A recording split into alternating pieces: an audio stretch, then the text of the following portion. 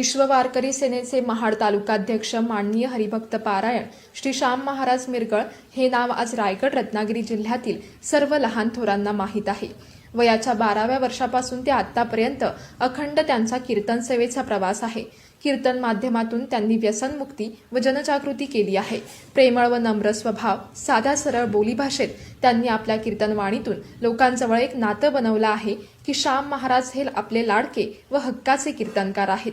त्यांचा एकच उद्देश आहे, श्रीमंतांच्या दारात जसं कीर्तन होतं तसं गरिबाच्याही दारात व्हावं। अशी कित्येक तरी कीर्तनं त्यांनी विनामूल्यही केली आहेत आणि आजही करत आहेत।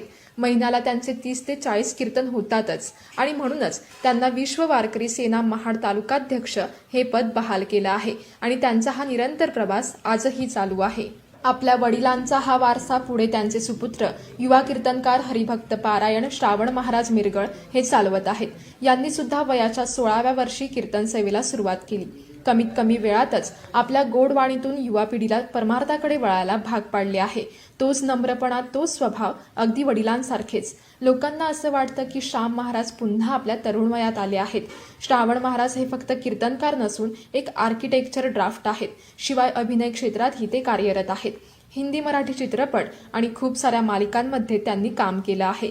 त्याचप्रमाणे कलेची आवड असल्यामुळे त्यांनी एक सुंदर उपक्रम सुरू केला आहे। इनसाइड चर्चा विथ श्रावण या पॉडकास्ट शो मार्फत त्यांनी आपल्या भागातील छोट्या मोठ्या कलाकारांना म्हणजेच वारकरी, कीर्तनकार, गायक असे सगळ्या क्षेत्रातल्या कलाकारांना एक संधी दिली आहे।